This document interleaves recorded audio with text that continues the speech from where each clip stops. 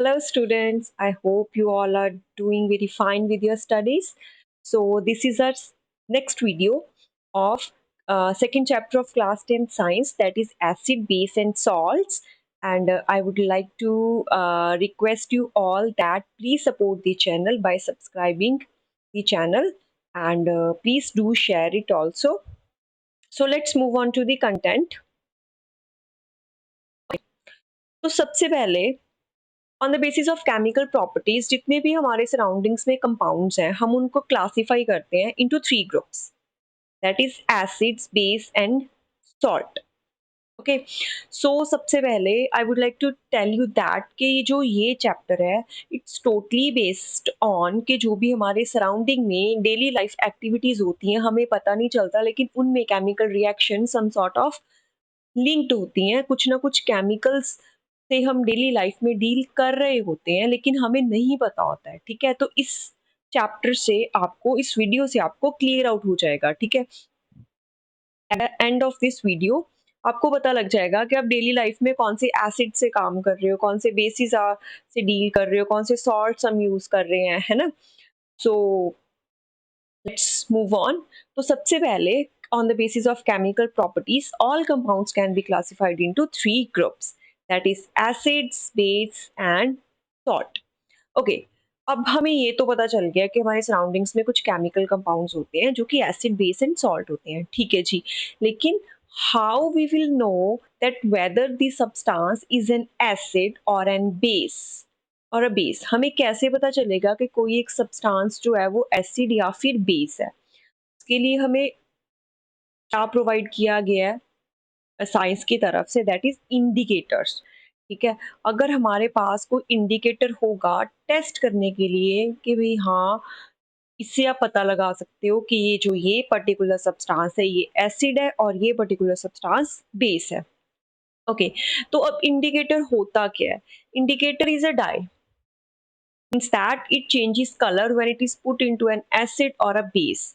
अब एक हमारे पास चीज है एसिड, एक है हमारे पास बेस. ठीक है, अब हम एक इंडिकेटर को उसमें डिप करते हैं या उसके ऊपर पोर करते हैं हम इंडिकेटर के ऊपर हमारा जो सब्सटेंस है, तो वो जो इंडिकेटर होगा वो कुछ ना कुछ उसमें चेंजेस इन कलर आएंगे, उसका कुछ ना कुछ कलर चेंज होगा जिससे हमें पता चल जाएगा कि जो पर्टिकुलर सब्सटेंस है it is whether N acid और अ बेस. तो यूजुअली जो हम हमारी लैब्स में यूज करते हैं वो हम तीन तरह के कॉमन इंडिकेटर्स यूज करते हैं, that is litmus paper, methyl orange and phenolphthalein. इन इनसे कैसे पता चलता है हमें कि कोई सब्सटेंस एसिड है या बेस, वो हम आगे देखते हैं. Next we have the indicators are of two types. हमारे जो इंडिकेटर्स होते हैं वो दो तरह के होते हैं. Number one is natural and number two is synthetic indicator. सबसे पहले we have natural indicators. Natural indicators में जो सबसे पहले हमारे पास इंडिकेटर है वो है हमारा टर्मरिक. ओके, टर्मरिक जो है हमें पता है कि ये नेचुरल इंडिकेटर है, नेचर की तरफ से हमें प्रोवाइडेड है. इसका कलर कौन सा होता है? Yellow colour. ठीक है, अब हमें टर्मरिक कैसे बताता है कि जो पर्टिकुलर चीज है वो एसिडिक है या बेसिक है? सबसे पहले तो जब भी टर्मरिक हमें बेस के लिए कैसे बताता है कि जो टर्मरिक होता है it changes its colour to red. अगर किसी चीज का कलर टर्मरिक के लगने से रेड हो जाए तो मीन्स वो चीज क्या है? That is basic. Okay, now next we have red cabbage. Red cabbage जो यूजुअली है वो रेड कलर की होती है. ठीक है, और अगर हम एसिडिक सॉल्यूशन से उसकी टेस्टिंग करते हैं तो भी वो रेड में ही रहती है, लेकिन अगर हम उस पर बेसिक सॉल्यूशंस ऐड कर देते हैं तो वो ग्रीन कलर की हो जाती है, जो हमारी रेड कैबेज है. हाँ जी, next we have litmus.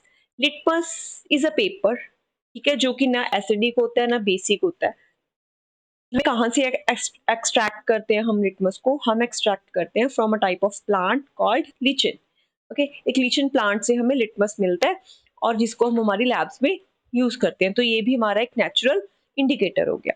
Okay, next we have synthetic indicators, जिसमें आगे हमारे पास मिथाइल ऑरेंज एंड फिनोफ्थलीन.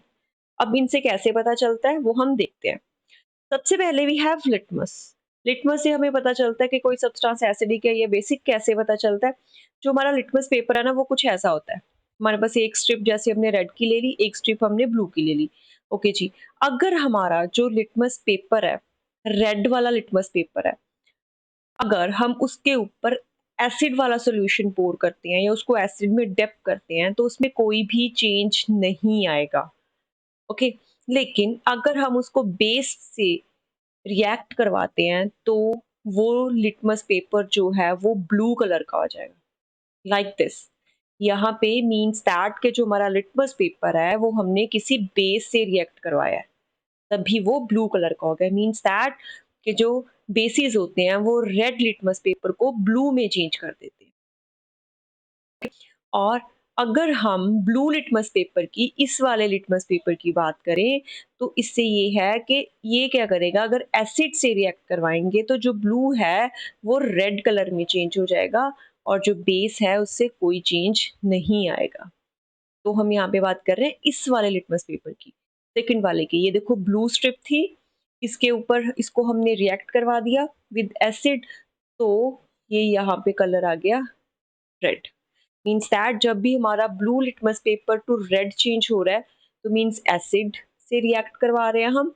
और अगर रेड लिटमस पेपर ब्लू में चेंज हो रहा है तो मीन्स हम किससे रिएक्ट करवा रहे हैं, विद बेसिस। अब आप सोचोगे कि यहाँ पे मैंने वर्ड अल्कली क्यों यूज किया है। Alkali is use for those basis जो वाटर में सॉल्युबल होते हैं। ठीक है। नेक्स्ट वी हैव, हमारे पास जो इंडिकेटर है वो है मिथाइल ऑरेंज। मिथाइल ऑरेंज जो हमारा इंडिकेटर है वो यूजुअली न्यूट्रल की अगर हम बात करें तो वो ऑरेंज कलर का होता है। ओके। तो वो यूजुअली किस कलर का होता है, वो होता है हमारा ऑरेंज कलर का। ठीक है जी। अगर हम इसमें कुछ एसिडिक सॉल्यूशन से टेस्टिंग करें तो जो हमारा एसिड सॉल्यूशन होगा वो हमारा हो जाएगा रेड कलर का। अगर हमारा मिथाइल ऑरेंज रेड कलर का हो रहा है तो मींस वो कौन सा सब्सटेंस है, दैट इज एन एसिड। लेकिन अगर हमारा मिथाइल ऑरेंज लाइट हो रहा है मींस दैट वो येलो कलर का हो रहा है तो मींस वो क्या है, हमारा बेस। जी, ये हो गया हमारा methyl orange. Next we have, ये हम बहुत कॉमनली हमारी लैब्स में यूज करते हैं, दैट इज फिनोल्फ्थलीन। फिनोल्फ्थलीन। ठीक है जी। अगर जो यूजुअली जो हमारा फिनोल्फ्थलीन होता है ये हमारा कलरलेस होता है। ठीक है। अब इससे हमें एसिड और बेस का कैसे पता चलता है, अगर हमने फिनोल्फ्थलीन में एसिड डाला है तो वो कलरलेस ही रहेगा, उसमें कोई भी चेंजेस नहीं आएंगे। ओके। लेकिन अगर हम उसमें बेस डाल देंगे तो उसका जो कलर है वो पिंकिश हो जाएगा। मीन्स अगर हमने फिनोल्फ्थलीन में बेस डाला है तो उसका जो कलर होगा वो होगा हमारा पिंकिश, और अगर उसने कलर नहीं चेंज किया मीन्स दैट वो होगा हमारा acid. So these are the ways to detect whether a substance is an acid or a base. तो हमारे पास कुछ हो गए हमारे natural indicators, that is turmeric, red cabbage and litmus, and synthetic हो गए हमारे methyl orange and phenolphthalein. Okay. So next we have acids. अब हम acids के बारे में बढ़ते हैं. Okay. If we cut a lemon with a knife and taste it, तो हमें पता है कि जो lemon का taste है वो होता है sour. So this is due to presence of citric acid in it. तो इससे हमें क्या पता चलता है कि जो भी हमारे एसिड्स हैं उनका क्या टेस्ट होता है, दे हैव सोर टेस्ट। तो जिन भी सब्सटेंसेस का जो टेस्ट है वो सोर टेस्ट है, मींस दैट उनमें some sort of acid present है। ओके। तो अगर हम प्रॉपर्टीज की बात करें हमें कैसे पता चलता है कि कोई पर्टिकुलर सब्सटेंस जो है वो एसिड है, वो ये है कि एक तो उसका जो टेस्ट है वो सोर टेस्ट होगा, मींस वो खट्टा होगा। ठीक है, like we have oranges, lemon, है ना। Next, acids have corrosive nature, means that के जो हमारे एसिड्स हैं वो करोड कर सकते हैं कंटेनर्स को जिनमें हम उन्हें पोर करते हैं। इनके बारे में हम फर्दर बात करेंगे। Okay. Acids when dissolved into water produce H positive ions.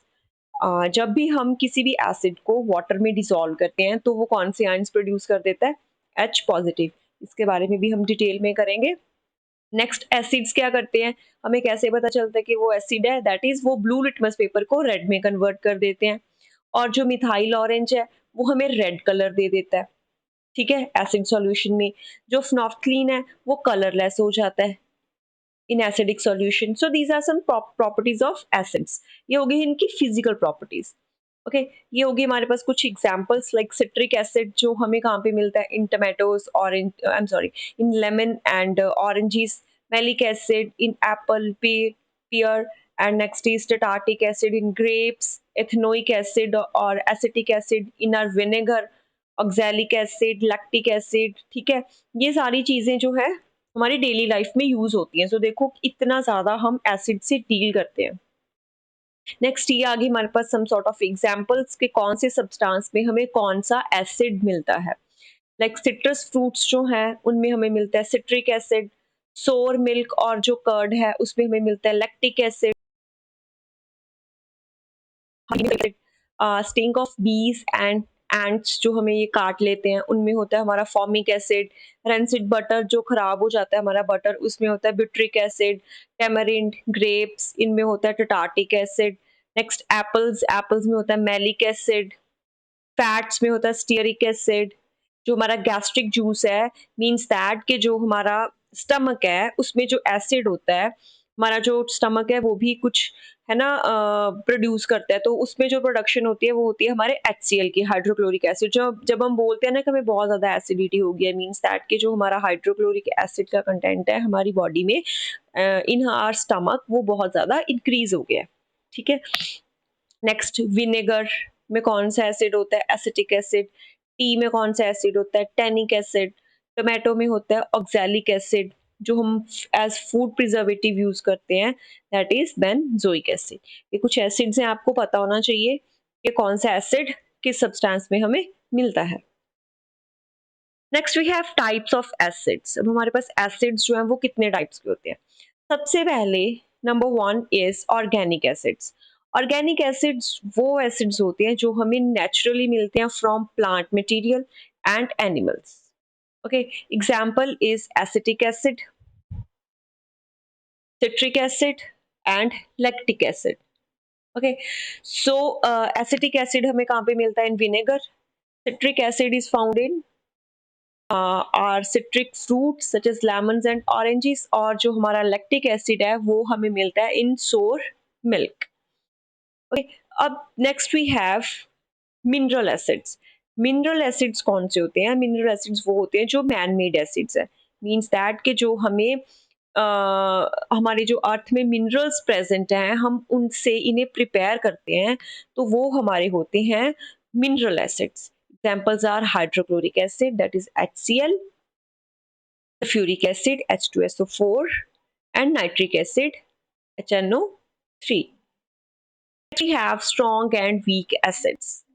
अब कुछ एसिड्स होते हैं ऑब्वियसली जो बहुत ज्यादा स्ट्रॉन्ग होते हैं, कुछ एसिड्स हमारे वीक होते हैं, इनके बारे में हम पढ़ेंगे। पहले देख लेते हैं कि कौन से होते हैं। जो हमारे मिनरल एसिड्स है ना, HCl, H2SO4, HNO3, ये हमारे स्ट्रॉन्ग एसिड्स हैं।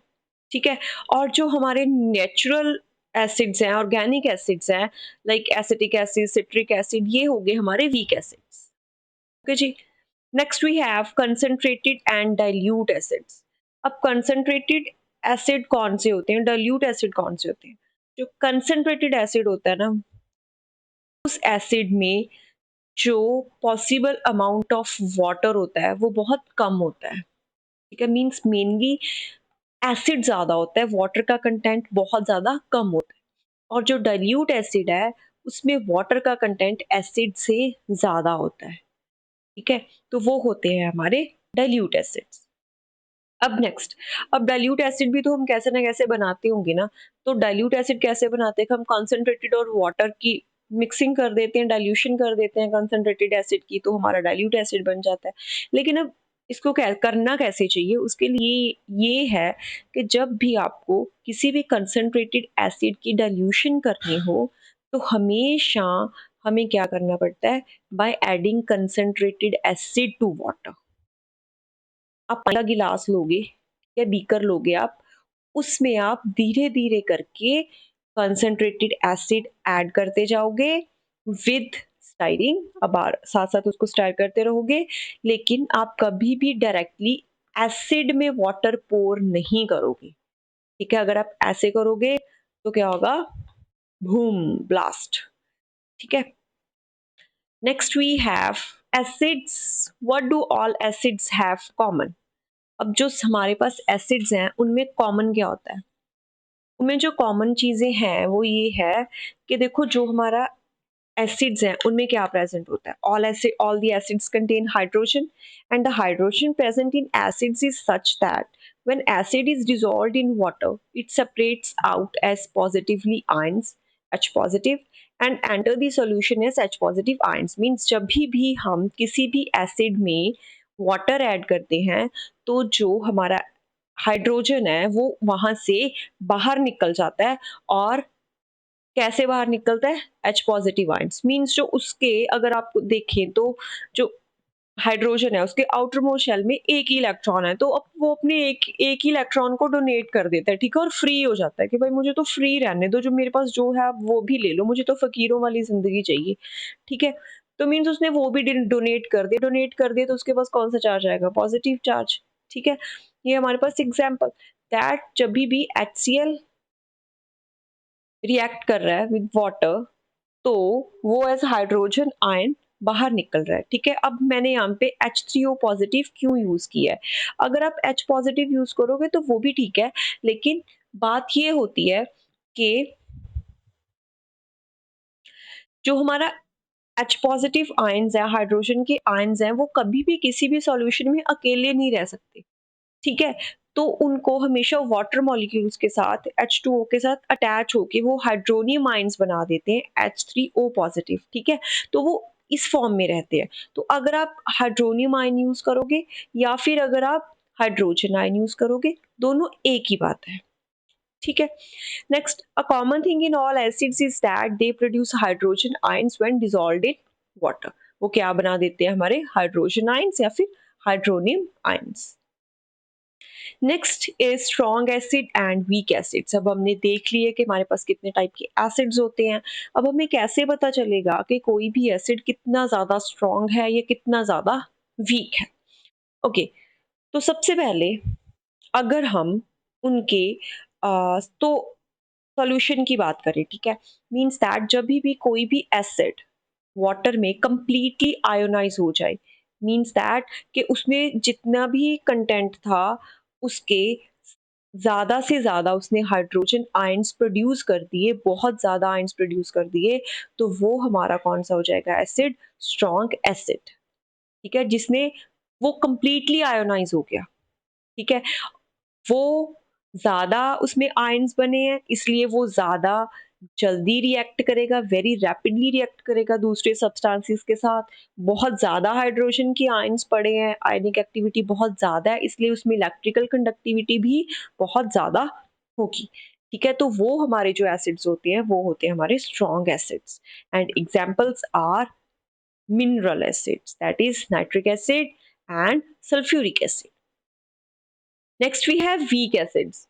अब जो वीक एसिड्स होते हैं, ठीक है, उनमें क्या होता है कि जो, अब जब भी हम उनको पानी में डिसॉल्व करते हैं तो वो पार्शियली आयोनाइज होती हैं। मींस दैट के जो हाइड्रोजन की आयंस हैं वो बहुत स्मॉल अमाउंट में बनते हैं। ठीक है, एंड दस produces a small amount of hydrogen ions and is called weak acid. तो जब उनमें हाइड्रोजन के आयंस ही कम है तो वो रिएक्ट भी सब्सटेंसेस के साथ बहुत स्लोली करेंगे। ठीक है, और सबसे बड़ी बात, जब उनमें आयंस इतने कम है तो कम आयंस की वजह से जो इलेक्ट्रिकल कंडक्टिविटी है वो भी बहुत ज्यादा कम होगी। ठीक है, एंड इसकी जो हमारे पास एग्जांपल है वो है कार्बोनिक एसिड। तो सबसे पहले तो हमें, तो अगर ये चीज पता करनी हो कि हमारे जो एसिड्स हैं वो स्ट्रॉन्ग है ये वीक है, तो उसके लिए हमारे पास एक ऑप्शन है कि आप उनको वाटर में डिसॉल्व करके देखो।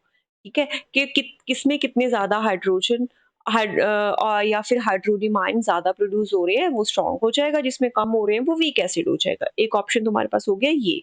नेक्स्ट ऑप्शन हम आगे देखते हैं। Next we have basis.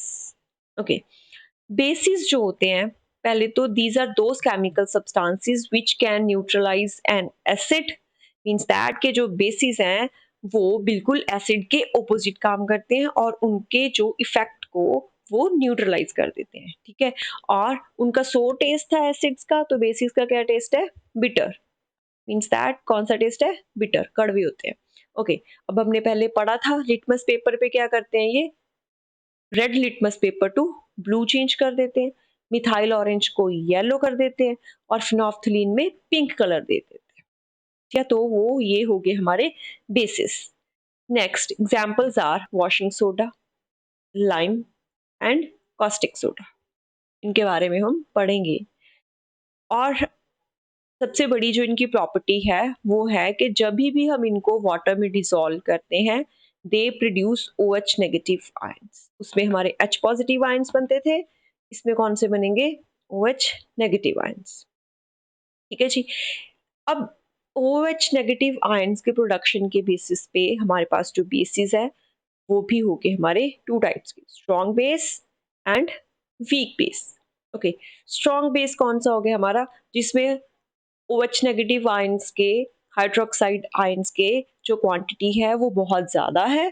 ठीक है, वो हो गए हमारे स्ट्रॉन्ग बेसिस लाइक NaOH। और जिसमें OH नेगेटिव आयंस की, हाइड्रोक्साइड आयंस की जो क्वांटिटी है वो बहुत कम है, उनको हम बोलते हैं weak bases like NH4OH। Okay जी।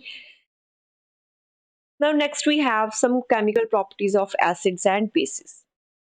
अब हमें ये चीज तो पता है कि सबसे पहले जब भी हमारा एसिड या बेस वो वाटर में डिसॉल्व होगा तो उसमें आयंस बन जाते हैं रिस्पेक्टिवली। दैट इज के एसिड्स में बनेंगे हाइड्रोजन आयंस और बेसिस में बनेंगे हाइड्रोक्साइड आयंस। और आयंस की प्रेजेंस की वजह से वो क्या कंडक्ट करवा देते हैं, इलेक्ट्रिसिटी। ये तो होगी दोनों की कॉमन प्रॉपर्टी जी। Next is how do they react with metals. Metals के साथ कैसे रिएक्ट करते हैं, जब भी कोई भी एसिड या फिर बेस मेटल के साथ रिएक्ट करेगा, जो हमें एक चीज याद रखनी है कि हमेशा क्या प्रोड्यूस होगी, hydrogen gas with production of salt. ठीक है जी। Like we have this example, हमारे पास एसिड था H2SO4 सल्फ्यूरिक एसिड, हमने इसको रिएक्ट करवाया विद जिंक। तो इस जिंक ने इस हाइड्रोजन को कर दिया रिप्लेस, बिकॉज जो जिंक है वो मोर रिएक्टिव है देन हाइड्रोजन। ओके, तो ये हमारे पास सॉल्ट बन गया ZnSO4 और हाइड्रोजन होगी हमारी release. In case with basis, तो इसमें हमारे पास कौन सा सॉल्ट बन गया, sodium zincate with evolution of hydrogen gas. तो हमें पता चल गया कि सबसे पहले तो जो हमारे एसिड्स और बेसिस हैं वो जब भी वाटर में डिसॉल्व होते हैं तो आयंस प्रोड्यूस करते हैं और इलेक्ट्रिसिटी कंडक्ट करवाते हैं। सेकेंडली जब भी वो मेटल्स के साथ रिएक्ट करते हैं तो दोनों ही एक सॉल्ट की प्रोडक्शन करवा देते हैं और कौन सी गैस रिलीज होती है, hydrogen gas. Next we have metal carbonates के साथ कैसे रिएक्ट करते हैं। ठीक है जी, जब भी when an acid reacts with metal carbonate then a salt, एक तो सॉल्ट बनेगा, ठीक है, दूसरा carbon dioxide gas and third one is water are form. तो तीन चीजें बनती हैं, सबसे पहले salt, carbon dioxide and water. कब बनते हैं, जब भी एसिड किसी भी मेटल कार्बोनेट के साथ रिएक्ट करेगा। लाइक हमारे पास है Na2CO3, इसको हमने HCl के साथ रिएक्ट करवाया तो हुआ क्या, इस Na ने इस हाइड्रोजन को कर दिया रिप्लेस बीइंग मोर रिएक्टिव और कौन सा सॉल्ट बना दिया, NaCl। ठीक है, और हमारी गैस इवॉल्व हुई CO2 और हमारे पास बना water. This is how metal carbonates reacts with acids. अगर हम बेसिस की बात करें तो जो बेसिस है ना वो रिएक्ट ही नहीं करते हैं, ना तो मेटल कार्बोनेट्स के साथ ना ही मेटल हाइड्रोजन कार्बोनेट्स के साथ, वो रिएक्ट ही नहीं करते हैं। वो सिर्फ मेटल्स के साथ react, I am sorry, acids के साथ रिएक्ट करते हैं एक सॉल्ट बनाने के लिए, कार्बन डाइऑक्साइड प्लस वाटर बनाने के लिए। अब देखो कार्बोनेट्स हैं तो हमारे पास कार्बन डाइऑक्साइड तो बाहर निकलेगी ही निकलेगी। ओके, आगे मूव ऑन करते हैं। Next, how acids react with basis. अब ये तो सिंपल सी चीज है कि देखो एसिड बेस के साथ रिएक्ट कर रहा है तो सॉल्ट तो हमने बना ही देना है। सॉल्ट तो देखो हमने तीन रिएक्शंस, थर्ड रिएक्शन देख रहे हैं, सॉल्ट तो बन ही रहा है। ठीक है, और सबसे बड़ी बात, जब भी एसिड किसी बेस के साथ रिएक्ट कर रहा है, मीन्स दैट वो एक दूसरे के इफेक्ट को न्यूट्रलाइज कर रहे हैं, कैंसल आउट कर रहे हैं। तो इस रिएक्शन को क्या बोलते हैं? Neutralisation reaction. सो एक्चुअली होता क्या है, that when an acid is treated with base, the base neutralizes the acid and destroys its acidity. Hence, the reaction is called neutralization reaction.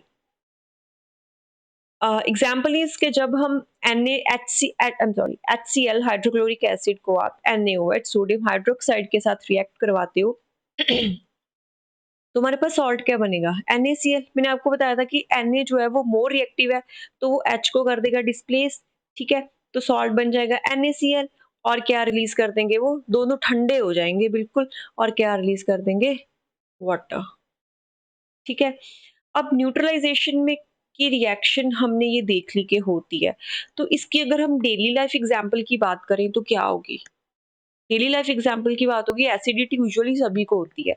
मैंने आपको बताया एसिडिटी कब हो जाती है कि जब हमारे स्टमक में गैस्ट्रिक जूस में हाइड्रोक्लोरिक एसिड जो हमारा होता है उसका जो कंटेंट है वो बढ़ जाता है, ठीक है। तो हम बोलते हैं कि हमें एसिडिटी होगी, अंदर जलन हो रही है, तो उसको जब हम न्यूट्रलाइज करवाने के लिए जो हम मेडिसिन लेते हैं या इनो लेते हैं या कुछ लोग मेडिसिन लेते हैं, तो वो जो मेडिसिन है वो अंदर जाके एज अ बेस रिएक्ट करती है, मींस जो एसिड है वो उसको न्यूट्रलाइज कर देती है, ठीक है, उसको न्यूट्रलाइज करवा देती है, और जो हमें जलन हो रही होती है, एसिडिटी हो रही होती है, वो बंद हो जाती है। Next we have how do acids react with metal oxide. किसी भी मेटल की कोई ऑक्साइड है हमारे पास, उसके साथ जो हमारे एसिड्स हैं वो कैसे रिएक्ट करते हैं?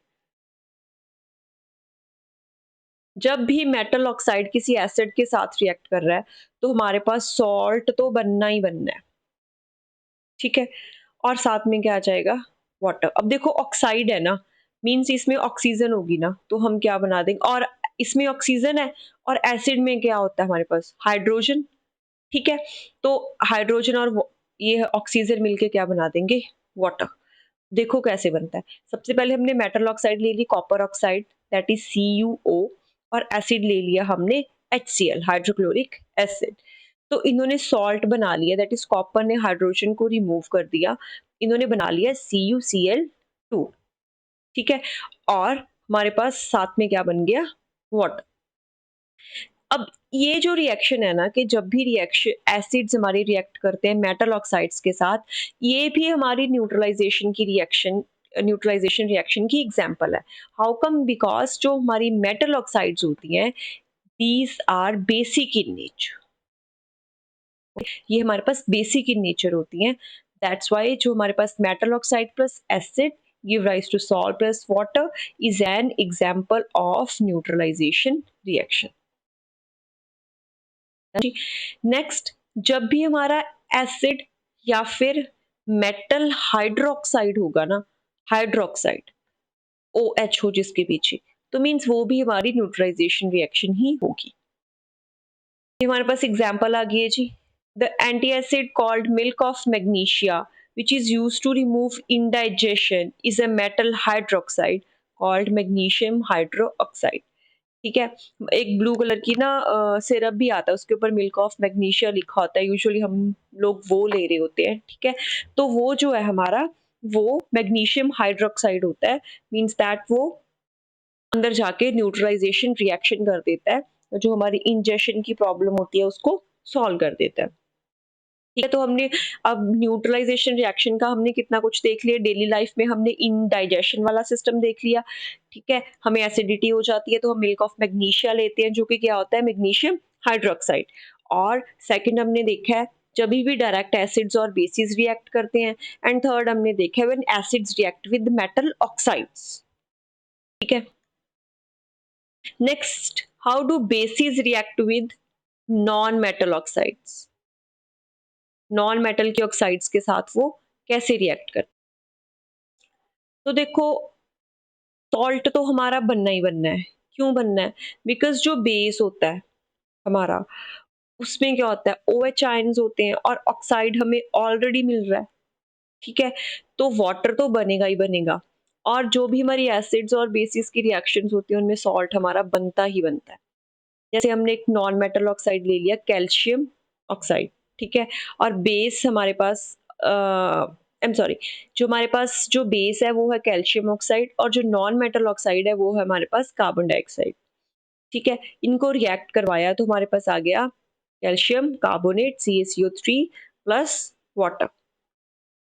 ओके, तो हमारे पास जो ये रिएक्शन है, this reaction shows that non metal oxides are acidic in nature, means that ये जो हमारी रिएक्शन है ये भी न्यूट्रलाइजेशन रिएक्शन की एग्जाम्पल होगी है। देखो, हम बेस ले रहे हैं COH2, ठीक है, और नॉन मेटल ऑक्साइड ले रही है CO2। अब जो ये हमने बेस ले लिया, ठीक है। अब जो ये मेटल ऑक्साइड है CO2, ये एसिडिक इन नेचर है। जो हमारी नॉन मेटल ऑक्साइड्स होती है ना वो एसिडिक इन नेचर होती हैं, ठीक है। मींस अब एसिड और बेस रिएक्ट कर रहे हैं तो ये भी कौन सी रिएक्शन होगी, हमारी न्यूट्रलाइजेशन रिएक्शन। देखो, न्यूट्रलाइजेशन की रिएक्शन की हमारे पास कितनी ज्यादा एग्जांपल्स होती हैं।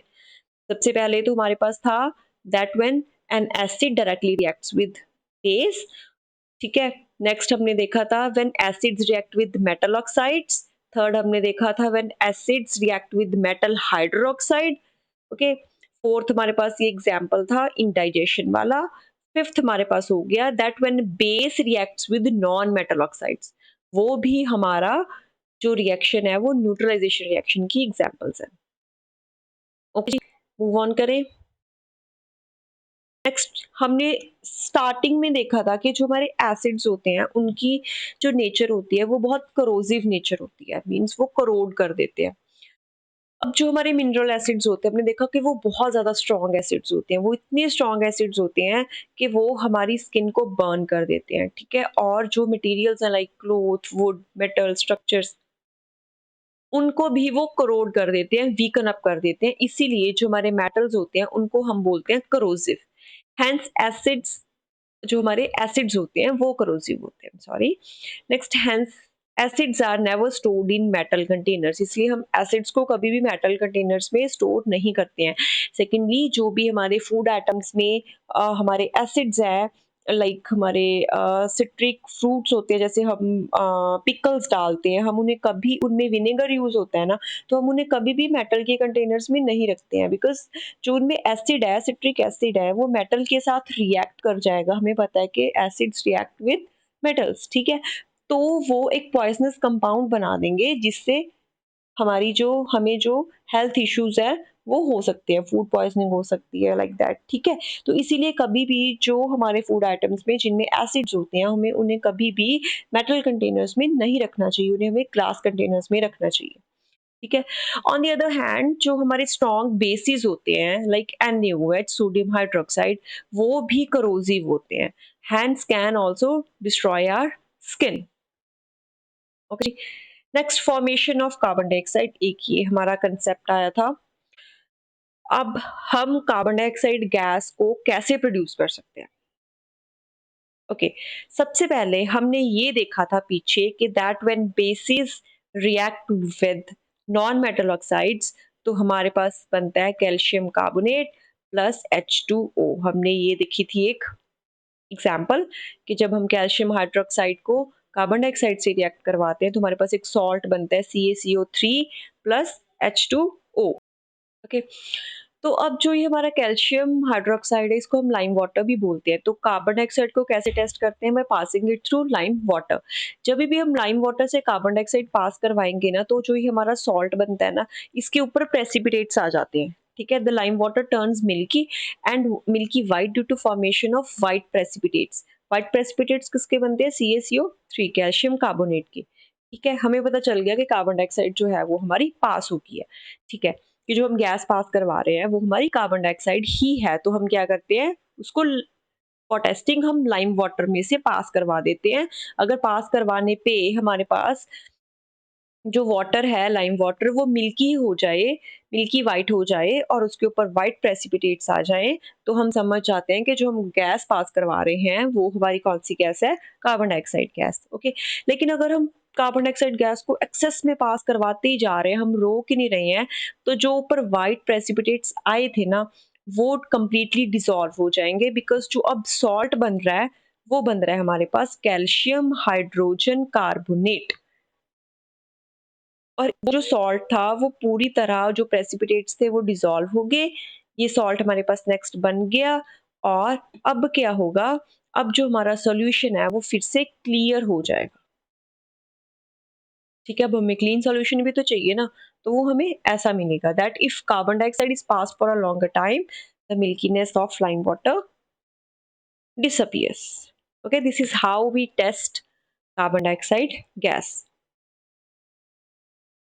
Next is acids and bases in water solution. ये हमने पहले कर लिया है दैट जब भी हम किसी भी एसिड को वाटर से रिएक्ट करवाते हैं तो हमारे पास आते हैं हाइड्रोनियम आयंस या फिर हाइड्रोजन आयंस। हाइड्रोनियम हम इसलिए यूज करते हैं बिकॉज जो हमारा H पॉजिटिव आयन है वो कभी भी अकेला नहीं रहता, इट डजंट एग्जिस्ट सोली। ठीक है, वो polar water molecules means H2O के साथ अटैच होके हाइड्रोनियम आयन बनाता है और हाइड्रोनियम आयन की फॉर्म में वो सॉल्यूशन में रहता है। और जो हमारे बेसिस है वो जब वाटर में डिसॉल्व होते हैं तो हमें कौन से आयन्स मिलते हैं, OH नेगेटिव आयन्स। ये हमने कर लिए पहले। Next, strength of acid and base solution. अब हमने वाटर वाला तो देख लिया है। अगर हमने वैसे नेचुरली हमें बहुत जल्दी हो, हमें पता करना हो कि जो हमारा एसिड है उसकी कितनी ज़्यादा स्ट्रेंथ है, वो स्ट्रॉन्ग एसिड है कि स्ट्रॉन्ग बेस है, वो स्ट्रॉन्ग वीक एसिड है या वीक बेस है। ठीक है, हमने उसका उसके करेक्टरिस्टिक्स पता करने हो, हमने उसकी स्ट्रेंथ पता करनी हो, तो हम कैसे करते हैं, हम यूज़ करते हैं उसके लिए पीएच स्केल। ठीक है, और इस पीएच स्केल पे वैल्यूज होती हैं फ्रॉम 0 to 14। ओके, अगर कोई सब्सटेंस न्यूट्रल है मींस ना वो एसिड है ना वो बेस है, तो उसका जो पीएच वैल्यू होगी वो होगी 7। ओके, अगर जो हमारी पीएच वैल्यू है वो 7 से कम हो तो मींस वो हमारा जो सब्सटेंस है वो क्या है, एसिड। पहले हमारा ए आता है तो हमने एसिड ले लिया कि वो 7 से पहले आ गया। ओके, अब जितना ज़्यादा पीएच लेवल लो होगा मींस 3 है, 2 है, 1 है, तो मींस जिस सब्सटेंस का 1 पीएच लेवल है मींस के वो ज़्यादा स्ट्रॉन्गर एसिड है रेदर देन वो सब्सटेंस जिसका पीएच लेवल 6 है। ठीक है, तो जितना ज़्यादा पीएच लेवल लो होता जाएगा उतना ज़्यादा स्ट्रॉन्गर एसिड होगा हमारे पास। और जो बेसिस होंगे ऑब्वियसली उनका जो पीएच लेवल है वो 7 से ज़्यादा होगा और उनका भी जितना higher the pH stronger the base. Means के एक हमारे पास वैल्यू है फॉर एग्जांपल 8, एक सब्सटेंस का 8 पीएच है और एक सब्सटेंस का हमारे पास जो पीएच है लेट्स से इट्स 12। तो हमारा स्ट्रॉन्ग बेस कौन सा होगा, हमारा स्ट्रॉन्ग बेस होगा सब्सटेंस जिसका पीएच लेवल 12 है। ठीक? Now next, the common indicator like litmus cannot tell us the relative strength of acids or bases. To obtain an idea of how acidic or basic a substance is, universal indicator is used. अब हम हर एक चीज़ के लिए यार test थोड़ा करते रहेंगे water से। ठीक है, कि ये कितना स्ट्रॉन्ग है, इसमें कितने हाइड्रोनियम आयंस बन रहे हैं, इसमें कितने OH नेगेटिव आयंस हमारे पास आ रहे हैं। और वैसे भी जो हमारे इंडिकेटर्स हैं लाइक फिनोल्फ्थलीन, मिथाइल ऑरेंज, लिटमस, ये हमें ये चीज़ बता सकते हैं कि that particular substance is acid और अ बेस। हमें ये नहीं बता सकते वो कितना स्ट्रॉन्ग एसिड है, कि वो कितना स्ट्रॉन्ग बेस है। उसके लिए जो चीज़ हम यूज़ करते हैं वो है हमारा यूनिवर्सल इंडिकेटर। जो हमारा यूनिवर्सल इंडिकेटर है वो कुछ ऐसा होता है। ठीक है, इस पे ऐसे कलर स्ट्रिप्स लगी होती हैं डिफरेंट कलर्स की। ठीक है, जो न्यूट्रल होता है वो ग्रीन होता है और जैसे जैसे चीज कोई सब्सटेंस जितना वो स्ट्रॉन्ग होता जाएगा एसिड, उतने ज्यादा जो कलर्स हैं वो रेड की तरफ होते जाएंगे और जितना स्ट्रॉन्ग बेस होगा उतना जो कलर है वो पर्पल साइड होता जाएगा। ठीक है, तो ये होता है हमारा यूनिवर्सल इंडिकेटर। इसमें क्या होता है कि फॉर एग्जांपल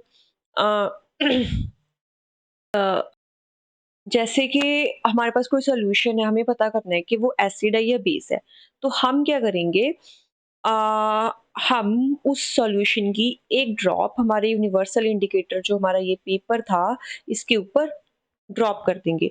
अगर हमारा paper for example the paper turns dark red, then its pH will be around 0, means that it will be a strong acid. On the other hand, if an orange color is produced, हमारे universal indicator पे हमारे पास orange colour आ गया, तो means that इसका जो pH value होगा वो around 3 या 4 होगा, और it will be a weak acid, because वो 7 के नजदीक है ना। नेक्स्ट, अगर हमारे पास ऐसे ही हमारे पास ना डिफरेंट डिफरेंट कलर्स हैं, फॉर एग्जांपल अगर 10 आ गया तो वो पेल ब्लू होगा, अगर वायलेट आ गया, ठीक है, तो उसका वो एक स्ट्रॉन्ग बेस होगा, ठीक है। तो ऐसे हमें पता चल जाता है यूनिवर्सल इंडिकेटर की हेल्प से, हम ड्रॉप करके सॉल्यूशन को यूनिवर्सल इंडिकेटर पे, फिर उस पे कलर चेंजेस आ जाते हैं, उस कलर चेंज से हमें पता चल जाता है कि जो हमारा एसिड है या बेस है उसकी कितनी ज्यादा स्ट्रेंथ है। ओके जी। Next we have importance of pH in everyday life. हमें हमारे सराउंडिंग में इतनी ज़्यादा एक्टिविटीज़ होती हैं एसिड्स और बेसिस की, वो हमें अब पता चलेंगी। सबसे पहले तो जो हमारी बॉडी है ना वो वर्क करती है बिटवीन पीएच 7 टू 7.8, मीन्स हल्की सी अल्कलीन फॉर्म में। नेक्स्ट, अगर हमारा जो पीएच है ना माउथ का वो बिलो 5.5 हो जाए, तो जो हमारा जो टूथ है ना भैया वो डिके होना स्टार्ट हो जाएंगे, मीन्स दैट के वो सड़ने स्टार्ट हो जाएंगे।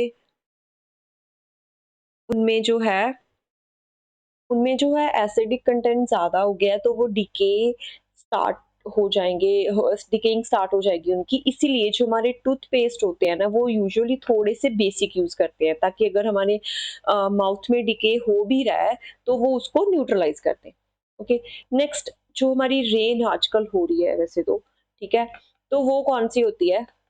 वो होती है, अगर उसका पीएच लेवल 5.6 से कम हो जाए तो हम बोलते हैं कि जो रेन हो रही है ना वो एसिड रेन हो रही है, ठीक है। मींस के जो हमारे पॉल्यूटेंट्स हैं वो हमारे वाटर वेपर्स के साथ एडअप होके उन्होंने एसिड्स बना दिए हैं, और वो उन एसिड्स की वजह से जो रेन है वो एसिडिक हो गया है, उसका जो पीएच लेवल है वो लेस देन 5.6 हो गया है, hence it is called acid rain. Okay. अब जो एसिड रेन तो आ गई हमारे रिवर्स में, लेक्स में, अब हमें उसका इफेक्ट भी तो कम करना होगा ना, एल्स हमारी मेरीन ऑर्गेनिजम्स और हमारी जो फूड प्रोडक्शन है उन सभी चीज़ों पे फर्क पड़ेगा, ठीक है। तो उसके लिए हम क्या करते हैं, जो हमारी लेक्स होती है ना उनके वाटर को एसिडिक जो हुआ है उसको न्यूट्रलाइज करने के लिए we use calcium carbonate. We know it's a base, हम कैल्शियम कार्बोनेट ऐड कर देते हैं, ठीक है।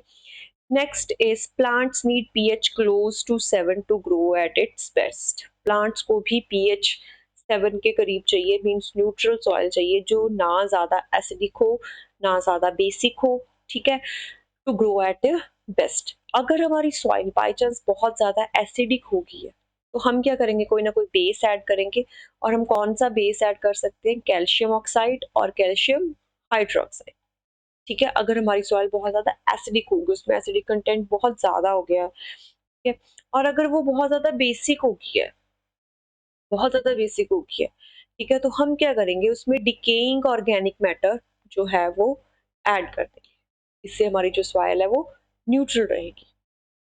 Next is self defence by animals and plants through chemical warfare, for example sting of honey bee. Honey bee हमें काट लेती है, या वो भैया हम अपना सेल्फ डिफेंस कर रही होती है। नेक्स्ट, जो हमारी एंट्स होती हैं वो हमें काट लेती हैं, ठीक है, तो वो सारी चीज़ें जो है उनमें भी एसिड होता है, हमने देखा है। तो वो सारी चीज़ें जो है वो सेल्फ डिफेंस है by plants and animals. Next is uses of acids. अब यूज एसिड्स कहाँ कहाँ पे यूज होते हैं, अगर हम हमारे मिनरल एसिड्स की, जो हमारे ऑर्गेनिक एसिड्स हैं वो तो हम घरों में यूज कर रहे हैं, जो हमारे मिनरल एसिड्स हैं वो कहाँ पे यूज हो रहे हैं, वो यूज हो रहे हैं like sulphuric acid is used in chemical explosives, paints etcetera. Hydrochloric acid HCl is used for removing oxides from steel objects. Next is uses of basis. Basis में हमारे पास सोडियम हाइड्रोक्साइड NaOH, ये कहाँ पे use होता है, for manufacturing of soap, paper and rayon. Next calcium hydroxide is used in the manufacture of bleaching powder. Sodium hydrogen carbonate is used as baking soda and antacid and soda acid fire extinguishers. इन सारी चीज़ों में इन fire extinguishers भी हमारा जो sodium hydrogen carbonate है वो use होता है और इसको हम हमारे घरों में भी यूज़ करते हैं as baking soda. Next is salt. अब सॉल्ट क्या होता है? सॉल्ट अगर आप बोलोगे मैम नमक होता है, हमारे पास सिर्फ एक ही तरह का सॉल्ट नहीं, हमारे पास बहुत सारे सॉल्ट्स हैं इन केमिस्ट्री. तो पहले सॉल्ट को देख लेते हैं कि उसकी डेफिनेशन क्या है. तो a salt is a compound formed by an acid form from an acid by the replacement of hydrogen in the acid by metal. हमने देखा है कि कभी जब भी हमारा जो एसिड है वो किसी मेटल के साथ रिएक्ट करता है तो हमारी हाइड्रोजन गैस इवॉल्व होती है और हमारे पास क्या बन जाता है? सॉल्ट बन जाता है. ठीक है. Next, salts are formed when acids react with bases. So the name of salt. Okay. So secondly कि जब भी हमारा एसिड जो है वो बेस के साथ रिएक्ट करता है, हमने देखा है तब भी सॉल्ट बनता है ना. एसिड मेटाकार्बोनेट्स के साथ रिएक्ट करता है तब भी सॉल्ट बनता है. तो बहुत वे से हमारे पास जो है वो सॉल्ट्स बनते हैं. ओके. तो जो हमारा सॉल्ट होता है, so the name of the salt consist of two parts. Number one is first part is derived from the name of base. सबसे पहले जो होता है वो होता है हमारा बेस एंड सेकंड पार्ट में आता है हमारा एसिड.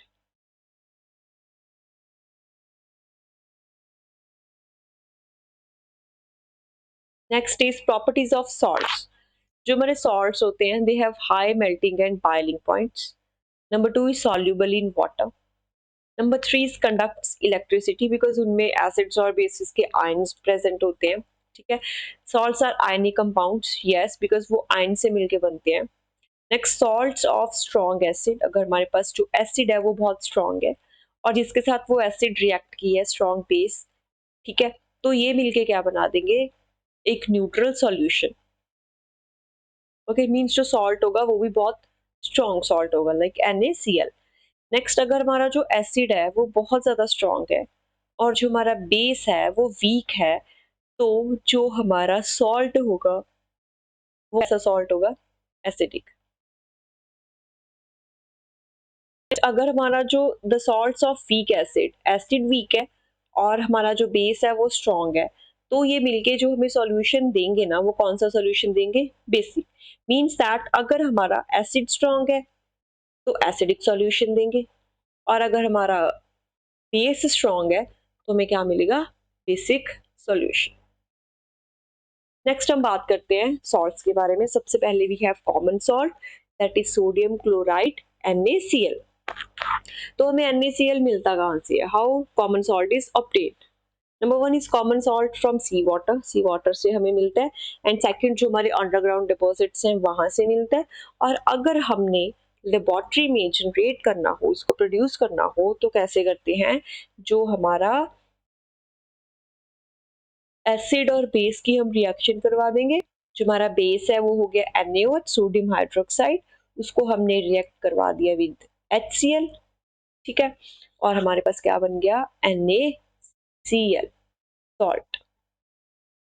बिकॉज जो ये Na था इसने इस हाइड्रोजन को रिप्लेस कर दिया, being more reactive. Okay. Now chemicals from common salt. Common salt से हम काफी ज्यादा जो और केमिकल्स हैं वो प्रोड्यूस कर सकते हैं, जैसे कि that it acts as a raw material. हम इसे बहुत सारी चीजें और बना सकते हैं. कैसे बना सकते हैं? दैट हमारे पास एक सोडियम हाइड्रोक्साइड है. ओके. NaOH हम बना सकते हैं. सोडियम कार्बोनेट बना सकते हैं. सोडियम हाइड्रोजन कार्बोनेट बना सकते हैं. ठीक है. तो दीज आर दी एग्जांपल्स कि हम कॉमन सॉल्ट से कौन से केमिकल्स बना सकते हैं. We have three: sodium hydroxide, sodium carbonate and sodium hydrogen carbonate. Now number one is sodium hydroxide. इसको हम कॉस्टिक सोडा भी बोलते हैं, दैट इज NaOH. और इसकी हम प्रोडक्शन कैसे कर सकते हैं? That NaOH is produced by the electrolysis of concentrated aqueous solution of NaCl.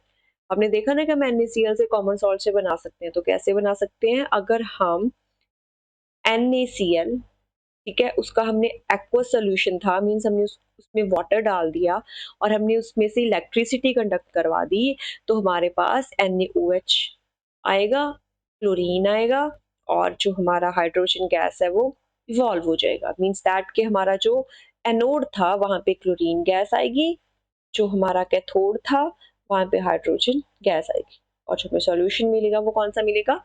NaOH। और इस प्रोसेस को हम क्लोर अल्कली प्रोसेस भी बोलते हैं, that is production of chlorine gas NaOH, ठीक है, इसको हम क्या बोलते हैं?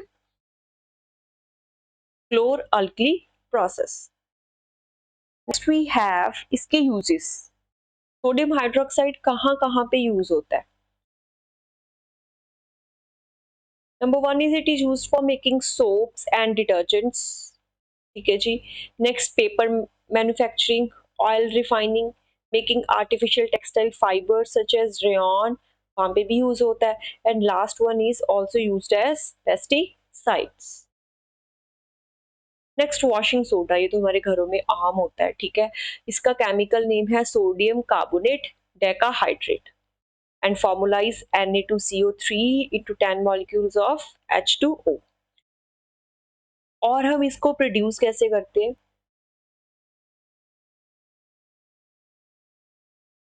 That when anhydrous sodium carbonate is dissolved in water and recrystallized to get washing soda crystals। अगर हम सोडियम कार्बोनेट में को डिसॉल्व कर दें with 10 molecules of water तो हमें क्या मिल जाता है? हमारा वॉशिंग सोडा। तो जी हम इसको कहाँ कहाँ पे यूज करते हैं? We use it in glass industry, soap industry, paper industry, ठीक है। हमारा जो अगर पानी है उसमें बहुत ज्यादा खारापन है, परमानेंट हार्डनेस है अगर उसमें, तो उसको रिमूव करने के लिए यूज करते हैं, एज क्लींजिंग एजेंट यूज करते हैं हमारे घरों में। ओके, और अगर हमने कुछ सोडियम कंपाउंड्स को मैन्युफैक्चर करना हो उसके लिए भी यूज होता है। Like we have an example of borax. अगर हमने बोरेक्स की मैन्युफैक्चरिंग करनी है तो हमें क्या चाहिए? Washing soda. Next is baking soda, ये भी हमारे घरों में बहुत ज्यादा यूज होता है और इसका जो केमिकल नेम है वो है सोडियम हाइड्रोजन कार्बोनेट और केमिकल नेम, और इसको हम सोडियम बाइकार्बोनेट भी बोलते हैं। इसको हम कैसे प्रोड्यूस करते हैं? इसको हम प्रोड्यूस करते हैं अगर हम concentrated sodium chloride means NaCl को हम रिएक्ट करवा दें with ammonia and with carbon dioxide, तो हमारे पास, और उसका हो हमारे पास एक्वस सॉल्यूशन, तो हमारे पास क्या बनता है? हमारे पास बनता है सोडियम हाइड्रोजन कार्बोनेट और अमोनियम क्लोराइड। क्या, तो इसका फॉर्मूला क्या हो गया? NaHCO3। ओके जी। नेक्स्ट इसकी प्रॉपर्टीज, ये बहुत माइल्ड सा होता है और नॉन करोजिव होता है, सबसे बड़ी बात। और अगर हम इसको decompose when it is heated during cooking, it decomposes, ठीक है, ये डिकम्पोज होके हमें क्या बना देता है? Sodium carbonate. बाई चांस हम इसको कुक कर रहे हैं, ठीक है, तो ये गर्म होके जब भी ये गर्म हो जाता है बेकिंग सोडा NaHCO3, तो ये हमें क्या दे देता है? Sodium carbonate. हम इसको कहाँ कहाँ पे यूज करते हैं? हम इसको यूज करते हैं फॉर एंटासिड। मान लो हमें किसी आंट ने, हनी बी ने, किसी ने हमें काट बाइट कर लिया, ठीक है, तो हम इसको एज एंटासिड यूज करते हैं। हम इसको ऊपर लगा लें तो हमें बर्निंग सेंसेशन नहीं होती है। नेक्स्ट, अगर हमने बेकिंग पाउडर बनाना हो, अब बेकिंग पाउडर कहाँ पे यूज होता है? वी नो, हम उसको ब्रेड्स में यूज करते हैं, केक में यूज करते हैं, ताकि हम उसको सॉफ्ट और स्पॉन्जी बना सकें, ठीक है। तो कैसे? अगर हम बेकिंग सोडा में थोड़ा सा टटाक्टिक एसिड डाल दें, टटाक्टिक एसिड हमें कहाँ से मिलता है? From grapes and tamarind, tamarind means इमली, ठीक है। Next, it is used in fire extinguishers. तो इसके तीन यूजेस हो गए। Number one is as antacid, number two is in baking powder for making, and number three is in fire extinguishers. Okay, and next is bleaching powder. इसका chemical name है calcium oxychloride और इसको हम बोलते हैं chloride of lime, और chemical formula is CaO Cl2।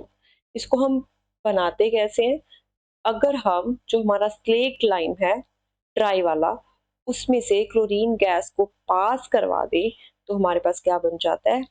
Bleaching powder. ठीक है जी। यूजेस कैस कहाँ पे हैं? For bleaching cotton and linen in textile industries, clothes को ब्लीच करने के लिए यूज होता है। केमिकल इंडस्ट्री में यूज करते हैं एज ऑक्सीडाइजिंग एजेंट। ओके। हम हमारे वाटर को डिसइंफेक्ट करने के लिए यूज करते हैं, और अगर हमने क्लोरोफॉर्म की मैन्युफैक्चरिंग करनी हो तब भी यूज करते हैं। उसके बाद bleaching powder cosmetics, as a cosmetic product भी यूज होता है। ठीक है। अब इसमें एक चीज ये है कि what's the formula of chloroform? CHCl3। Next is plaster of Paris, जिसको हम POP भी बोलते हैं। इसका केमिकल नेम है calcium sulphate hemihydrate. Calcium sulphate hemihydrate. और जो फॉर्मूला है वो है CaSO4 into half molecule of water. इसको बनाते कैसे हैं? इसको हम ऐसे प्रिपेयर करते हैं कि अगर हम जिप्सम को हीटन अप कर दें, दैट इज जिप्सम का क्या फॉर्मूला है? CaSO4 into 2 molecules of water. देखो सारा फॉर्मूला सेम है, बस POP में जो है वो हाफ मॉलिक्यूल है, और जो जिप्सम है उसमें हमारे पास 2 मॉलिक्यूल्स ऑफ वाटर है। अगर हम जिप्सम को हीटन अप कर दें एट 100 डिग्री सेल्सियस पे, तो जो जिप्सम है वो ये अपने 2 मॉलिक्यूल्स ऑफ वाटर को लूज कर देगा। 2 में से वो 2 नहीं करेगा, वो 1 बाय वो लूज करेगा। मीन्स वो अपने 1.5 मॉलिक्यूल्स को लूज करेगा और क्या बना देगा? POP। ओके। नेक्स्ट इसके यूजेस, सबसे पहले तो for toys and as decoration material, number one. Number two is for making ornamental designs on the ceiling of houses। ये हम देखते हैं ऐसे हमारे घरों में डिजाइन होते हैं। ठीक है, ये हमारा POP का यूज हो रहा है।